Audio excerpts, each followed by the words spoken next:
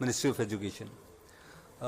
First of all, let me thank you for the kind support, for the great support that you have given for the press coverage in the past 3 days.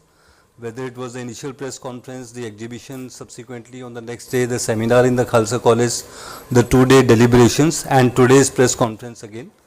I must thank all of you for being very supportive, for giving us a good coverage, because this is a kind of event which is not just Amritsar or Punjab specific. It is a kind of event which puts India on a global pedestal, and I am really happy to note that media is giving us a good constructive support.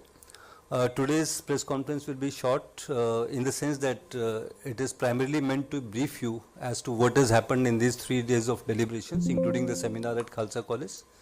I've already introduced the two esteemed speakers with us on the floor. As they'll be telling you or briefing you about what kind of deliberations happened, what kind of outcomes we can look forward to in future, and subsequent to their briefing by our secretary sir in Department of School Education and Higher Education. Then we'll open the floor to question answers from you people. As was the request on that day, question answers should be specifically restricted to G20 Education Working Group. So now, once again, thanks to all of you. Now I request our Secretary Sanjay Murthy Sahab to please brief the press. Thank you, Rajendra. Welcome, friends. Thank you once again for joining us today. And as said by Mr. Chaudhary, we are grateful for your support for the coverage that you have given over the past couple of days.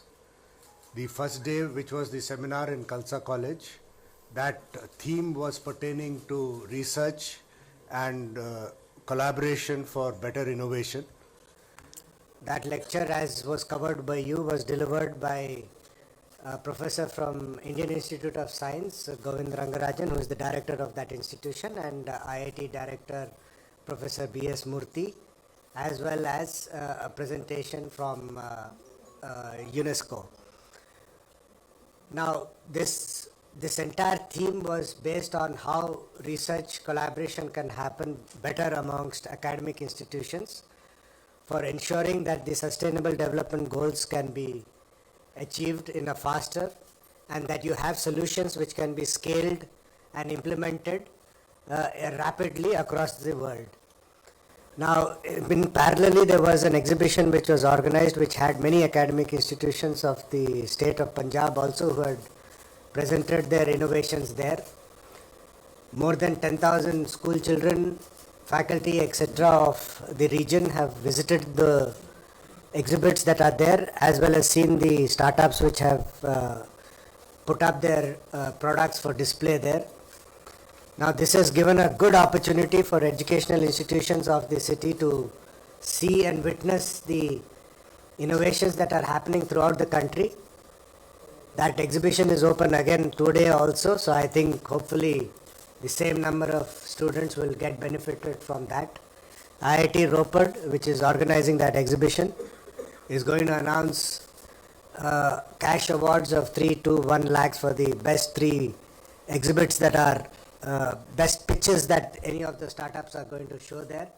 So I think it has created a good platform to not only choose the best that have been presented there, but also given an opportunity for the international audience who has come here to see what are the frugal innovations, the innovations that have the potential for scale, how they can be implemented or adopted in their individual countries. So I'm hopeful that this engagement might spur many more such type of curious minds as well as students to think on these lines further for ensuring that the goals that we have set ourselves will be implemented.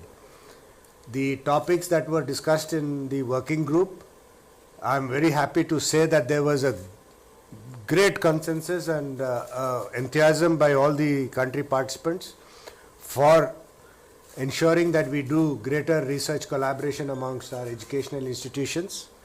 The proposal also was to ensure that we do have a platform which can bring all such type of institutions together. It's something that we will be working on. And it has been a very encouraging and satisfying tenure for all of them, because each one of them have been profusely grateful for the hospitality and warmth shown by the city of Amritsar to their visit to the city.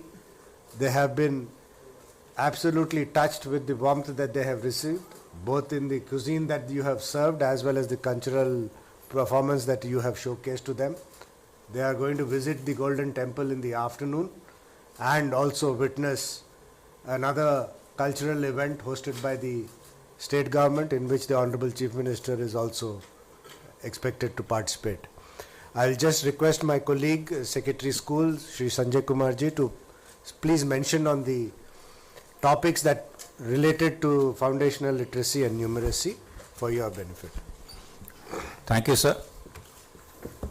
The Secretary Higher Education has already given you a broad view of what has happened here at Amritsar, which is the second working group for education. One of the primary things the Department of School Education and Literacy is doing is foundational literacy and numeracy, and more so in the context of blended learning. What do I mean by blended learning? You see, earlier we used to go to school, but today with digital technology, education is also available online, which you can access anytime 24/7.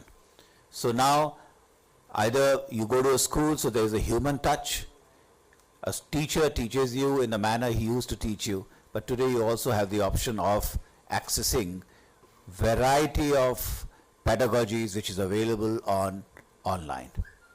So here in Amritsar we discussed FLN, foundational literacy and numeracy, in the context of blended learning, and I'm happy to say that just about every country is on the same page. We are all of the view that foundational literacy and numeracy is the way to begin. We are looking at the children who are in the age group of 3 to 8 years of age, and this is a very crucial year. This is a time the child must learn to speak, understand, write in his mother tongue. He can also pick up some other language and also have comfort with what we call arithmetic, with numbers, subtraction, addition, multiplication. And those of you, if you have spent time in the exhibition at Khalsa College, there is a stall by NCERT, and we have just come out with what we call Jadwi Pitara, magic box. So I hope our friends from the press have gone and seen that magic box. It contains all the new way we can teach and make education a joyful learning. And our aim also is to bring up children in a manner that they start engaging in creative thinking. So this is extremely important for us. I may also add that we are formulating the national curriculum framework in the pursuance of National Education Policy 2020. For the foundational studies, we have come out with the curriculum framework. We are also in the process that for preparatory, that is 3, 4 and 5, then there is middle, which is 6, 7, 8, and secondary, which is 9, 10, 11, 12. So we'll come out with new curriculum framework for all these stages, and gives us a great opportunity to develop and reconstruct textbooks. And you know, textbooks are the base of where your education begins. So this for us is a very exciting phase. I also must take this opportunity to thank Government of Punjab for their hospitality and for the way they have helped us organize this second education working group here at Amritsar. Most of the members who are here from foreign countries, they are completely, if I were to use the word, floored by the kind of treatment and the hospitality which they have received here at Amritsar. Yesterday we had gone to Sadda Pind, where they had a very enjoyable evening. This evening they are going to Govindgarh Fort. So to say it in Hindi, यहाँ से पंजाब की खुशबू पूरे विश्व में जाएगी. Thank you. Thank you, sir. Now we'll open the floor to questions by media friends.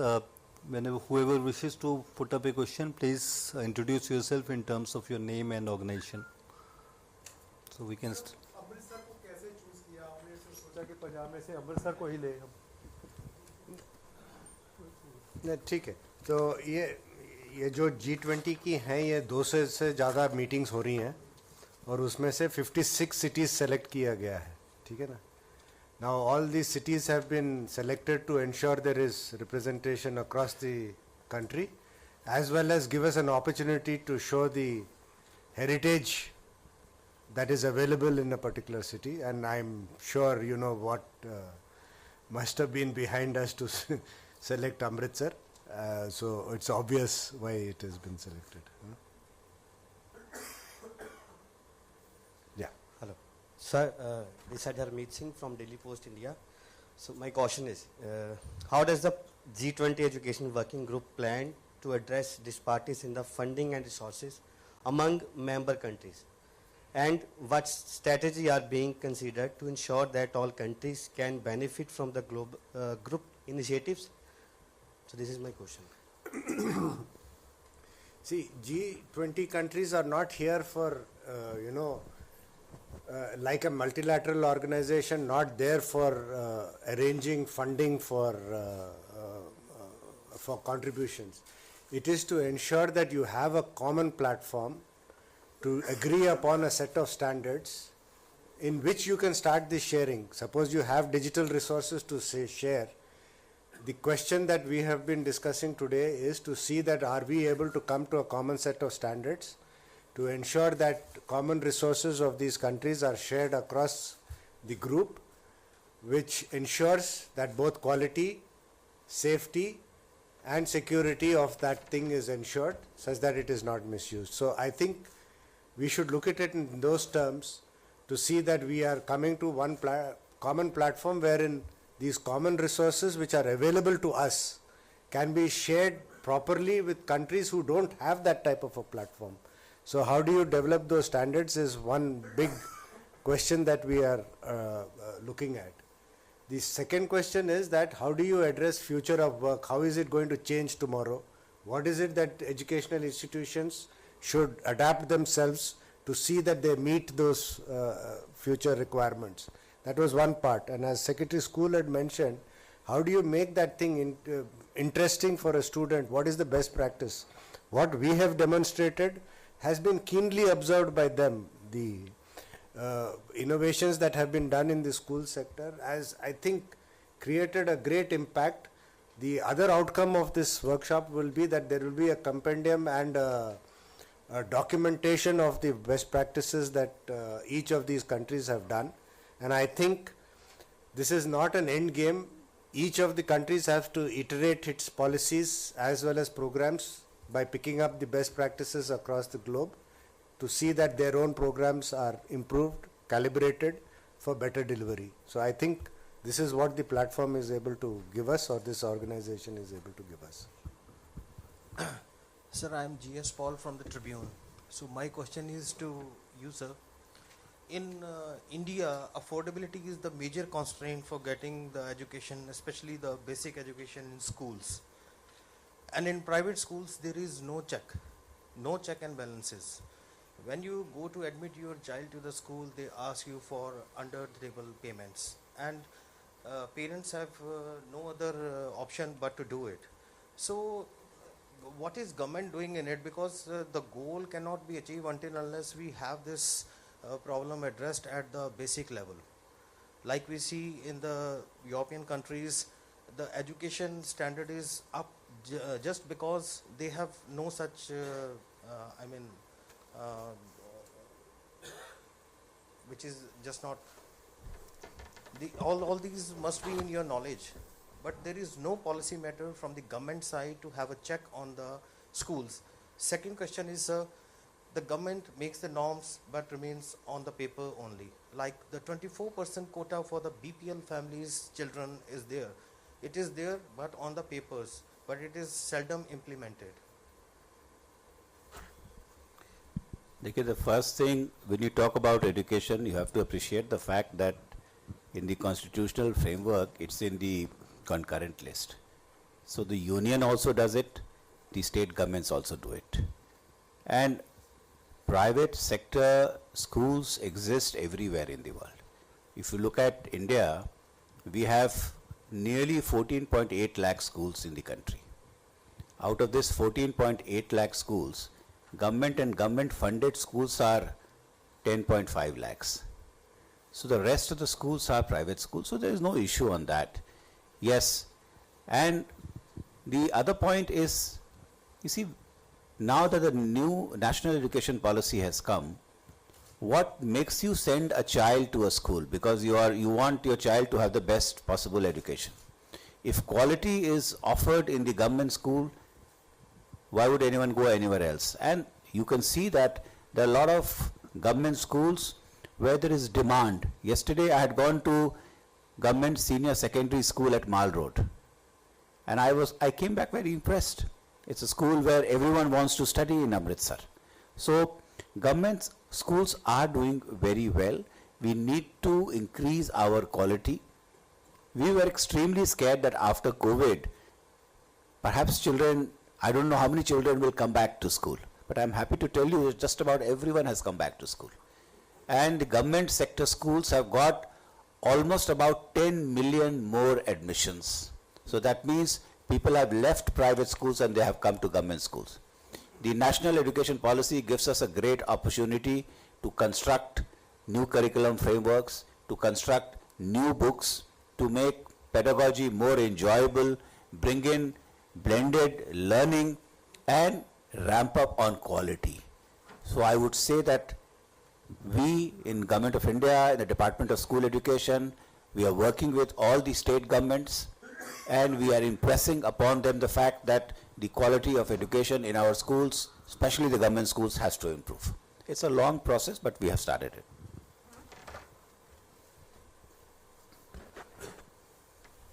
So key takeaways in the 4 priority areas that were discussed, decisions made, what is still work in progress that you take it to the 3rd and 4th meeting? I'll just mention on the aspect of research and collaboration, which was the main theme for this working group. But in the research working group, it was, I think, universally accepted that there is a need to create a forum to ensure that universities, it could be G20 universities, to create a platform or a collaboration amongst them to ensure that you have more joint research happening amongst these institutions in the form of joint degrees or joint PhDs or exchange of students and faculty.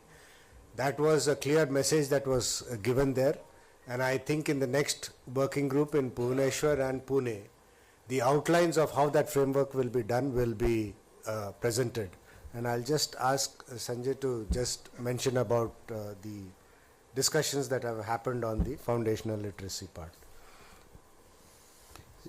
I mentioned earlier also that if there is going to be lifelong learning, and this is what is being talked about, that the present economy demands that you should have the ability to skill and then reskill as per the needs of the market. But then the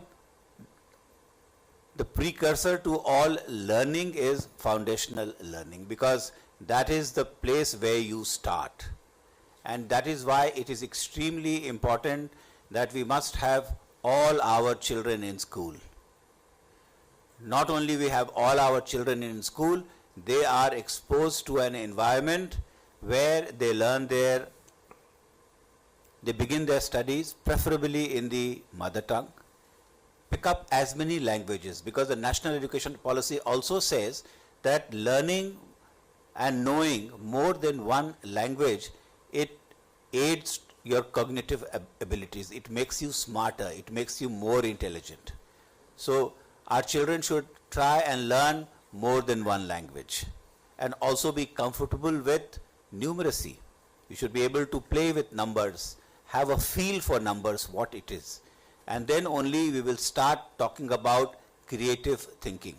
And I'm happy to say that children are the same anywhere in the world. So the kind of issues I have, probably every G20 country has similar kind of issues. And in the discussions, it came out very uniformly and very evidently that all of us are on the same page how we want to do things. I think we're also painfully aware of the fact that we have emerged from almost a long COVID-19 period. Our schools have been shut. I think there have been learning losses across the country. Every country has had learning losses. So we are also discussing how do we do things so as to plug that learning loss to make our children achievements better than what it has been in the past. So it's a great challenge for us, but I am very happy to say that we have so much to learn from each other, and this is what G20 is all about. Good afternoon, sir. My name is Gurpreet Singh Sheena. I'm from Times Now news channel. So I have a very small question. What is our expectation from this G20 meeting in terms of Punjab, as well as what is the outcome of this? Whether we will go to amend our education policy, and what benefit we are going to take from this? I'll just give you one example. I mentioned that if you need to share resources, 2-3 things are important. You need standards, you need data privacy, you need security to ensure that such type of material is available. This forum is enabling you to look at and decide upon those common standards. It's a way forward, and I think that's the beginning. Second, while we have mentioned that digital learning is one of the key elements going forward, a representative from Turkey has mentioned, which has just recently suffered such a devastating earthquake, that they have to shift again back to online. So this is a situation where, any small mishap at any corner of the world or in the country, invariably you will be falling back on online methods of delivery of content to those students. So I think it's a good recognition that you need to keep your data updated, you need to keep improving upon your content to be able to deliver it to all corners of individual countries and across the world, such that the ones who don't have that ability of that data are able to access such data for their own growth and development.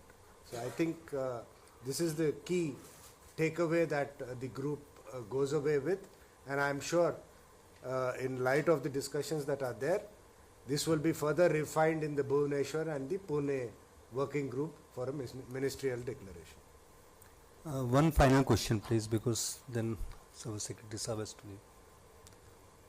So what were the key best practices showcased by India at this forum under different priority areas? Okay.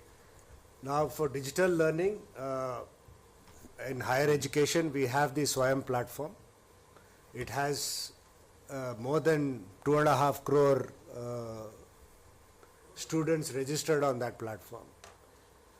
The success of the platform is to see how many students actually are taking examinations on that, and we have more than 8 lakh children taking examinations on that on a yearly basis. Now, why has this happened and why this transformation is happening is because you have ensured that there is a regulatory environment in place which allows 40% of credits of any course to be taken from this platform. So thereby enabling any student to take the best courses and the best lectures delivered by institutions like IITs or IIMs to take courses of their interest and take those credits. So it is in that context that this growth is growing. And then it is backed up with a complete IT platform called Academic Bank of Credits, wherein these credits that they take are put in their bank accounts and they are available in their transcripts, such that once they pass out their degrees, all those courses are there in the digital platform and in the digital locker. The other major step that we have informed them is about the step that school education is taking about having a single registry. So any student who enters the education system right from class 1 and right up to his time that he procures his PhD degree, there would be a single unique identifier, and all his academic credits and his growth and his skills and all the details that he accumulates in this journey will be there in a digital format for any employer, any recruiter, any academician to see, ensuring a smooth movement of students across the world. I mean, so I think these are two great examples that we could demonstrate, in addition to what Diksha has been able to showcase as a delivery in the COVID period.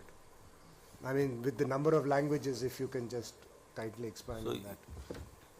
You'd be aware that Diksha was launched. It's a platform which covers the entire school scenario.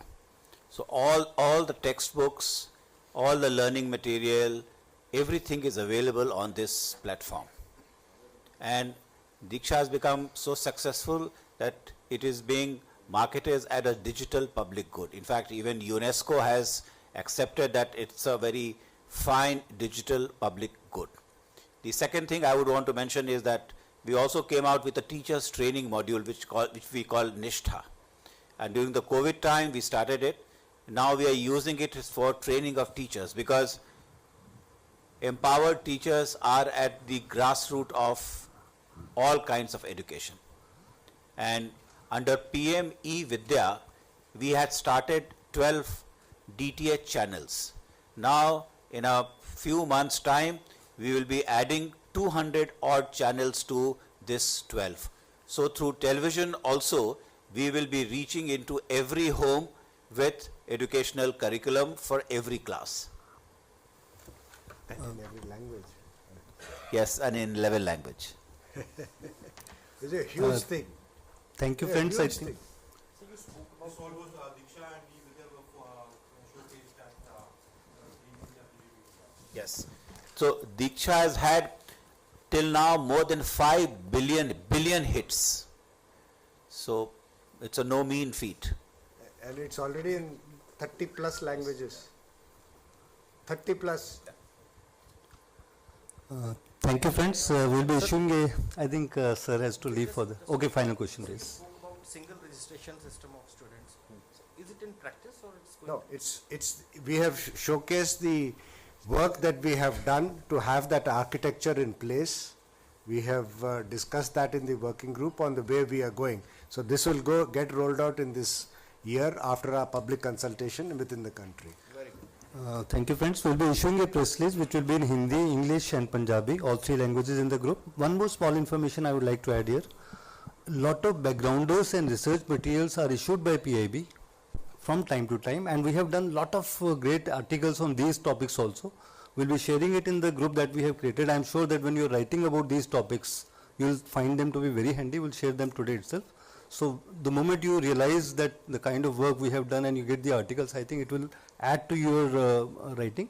And it is also to inform you that today when our G20 delegates are going to Golden Temple, media is allowed there. Please carry your official passes, but it will be requested from you not to take any bites. It is a religious place. Just take photo wherever you can feel like, without intruding into the privacy of the guests, without their being offended at all. I am sure that you people are responsible enough for that. So with that, we come to an end to the press conference. As Thank a you. closing request, again, please cover the exhibition and the youngsters who have taken the time to demonstrate their initiatives there. So thank you. Thank you.